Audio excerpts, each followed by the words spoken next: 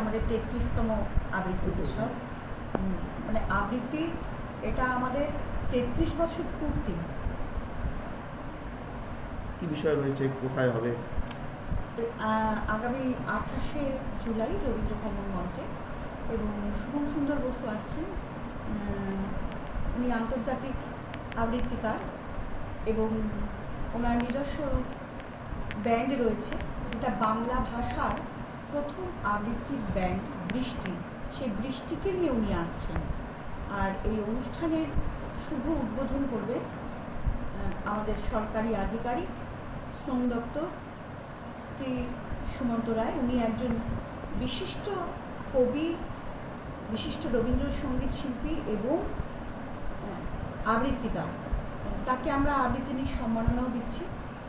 আর আবৃত্তিনীর সম্মাননা আরেকজনও পাচ্ছেন, উনি আমাদের রাজ শহরেরই এক কবি, উনি অঞ্জনা দেব ভৌমিক। তাকেও আমরা, উনিও একজন বিখ্যাত বিশিষ্ট কবি, তাকেও আমরা আমাদের এখানে সম্মাননা দিচ্ছি। ওনার একটি বিখ্যাত বই অঞ্জনাদির, এটা আমাদের এর আগে 2016-তে আমাদের যিনি রাজ্যপাল ছিলেন কেশরীনাথ ত্রিপাঠী, ওনার হাত দিয়ে উদ্বোধন হয়। আর সুমন্তবাবুর এই সম্প্রতি 26শে অগাস্ট আমাদের আবৃত্তি সম্রাজ্ঞী ব্রততী বন্দ্যোপাধ্যায়ের জন্মদিনে তারই উপস্থিতিতে সুবোধ সরকারের হাত দিয়ে এবং তার শেষ কাব্যগ্রন্থটি প্রকাশিত হয়, সেটা চারবাক।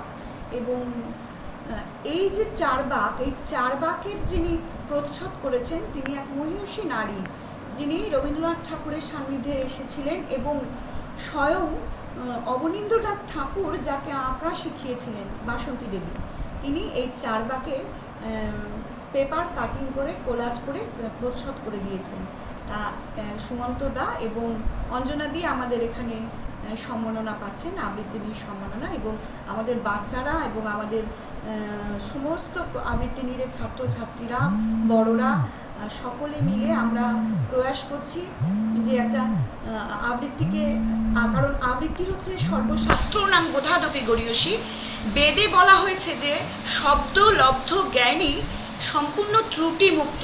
আমরা ত্রুটিমুক্ত সমাজ গড়তে আমরা আমাদের এই প্রয়াস, আমরা এই শব্দ মাধ্যম দিয়ে আমরা সামাজিক কল্যাণে, সামাজিক মানুষকে বার্তা দিতে চাই যে সকলকে, সমস্ত মানুষ, জীব জগৎ, পশু পাখি সকলকে নিয়ে আমরা যেন সুস্থ এবং সুষ্ঠু সমাজ গড়তে পারি। ওটা একটা সামান্য আমাদের এন্ট্রি ফি আমাদেরকে রাখতে হয়েছে, সেটা আমাদের এই এত মহতী একটা যজ্ঞ চালাবার জন্য আমাদের তো কিছু আমাদের আর্থিক সহযোগিতা আমাদেরকে সেইভাবে আমরা রাখিনি। আমাদেরকে সারা কুচবিহারের মানুষ এবং সমস্ত গার্জিয়ানরা আমাদের যারা রয়েছে তারা প্রত্যেকে আমাদেরকে সহযোগিতা করছে। কোথা থেকে পাবে টিকিটগুলো বা কিভাবে তারা জোগাড় করবে? তারা আমাদের আবৃত্তি নীতি থেকে পাবে এবং আমাদের ফোন নম্বর দেওয়া রয়েছে, সেই ফোন নম্বরে যোগাযোগ করলে তারা এই টিকিটগুলো পাবে। কদিন চলবে এটা? আমাদের একদিনেরই অনুষ্ঠান। কখন থেকে শুরু হবে? এটা ঠিক বিকেল 5টায় শুরু হবে। নমস্কার,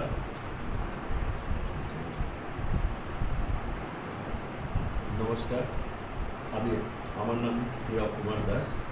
আমি আবৃত্তি নিয়ে স্কুলের সম্পাদক। এই স্কুলটা এবছর 33 বছরে পদার্পণ করল। দীর্ঘ 33 বছরে আমাদের এই স্কুলে যা ঐতিহ্য মানে হওয়াই যায় না। মানে এখান থেকে অনেক ছাত্রছাত্রী বেরিয়েছে, তারা নিজের জায়গায় সুপ্রতিষ্ঠিত হয়েছে। কেউ আবৃত্তি শিখে বিভিন্ন জায়গায় তার নিজেই স্কুল খুলেছে, কেউ বিভিন্ন পেশায় গেছে। কিন্তু পেশাগত কারণে আবৃত্তি শেখারও কিন্তু প্রয়োজন আছে, কারণ আবৃত্তি শিখলে আমাদের স্মৃতির অনেক উন্নত হয় এবং বাস্তব জীবনে যে আমরা পড়াশোনা করি সেটারও অনেক লাভ, সেটার অনেক কী হয় না, উন্নতি হয়। তাতে আবৃত্তি শেখার কিন্তু প্রয়োজন আছে। আমরা তাই মনে করি তার জন্য এই আবৃত্তি নিয়ে কিন্তু দীর্ঘ 33 বছর ধরে নিরলস পরিশ্রম করে যাচ্ছে ছোট থেকে বড় সবার মাধ্যমে এই আবৃত্তিটাকে সবার মধ্যে ছড়িয়ে দিতে।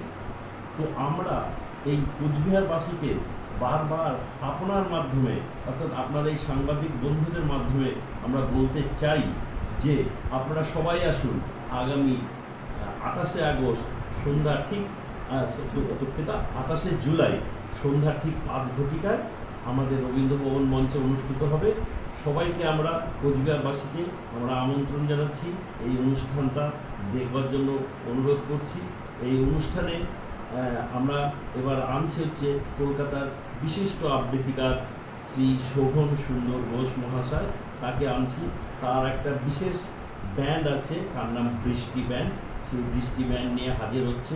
এর সাথে পাশাপাশি আমাদের আবৃত্তি স্কুলের ছাত্রছাত্রী যারা আছে, অভিভাবিকা আছে, তারাও কিন্তু এই অনুষ্ঠানে অংশগ্রহণ করবে, বিভিন্ন রকমের আবৃত্তির অনুষ্ঠান করবে। তো আমি এইটুকুই বলতে চাই যে আপনারা সবাই আসুন, কোচবিহারবাসী সবাইকে অনুরোধ করছি যে আপনারা অনুষ্ঠানটা দেখুন, উপভোগ করুন এবং এর মাধ্যমে আপনারা নিজেদেরকে আবৃত্তির এই যে বৃহৎ যে ব্যাপারটা, সবার মধ্যে ছড়িয়ে দেওয়ার ব্যাপারটা, এই বাচিক শিল্পের এই ব্যাপারটা আমরা বলছি যে আপনারা আসুন, দেখুন।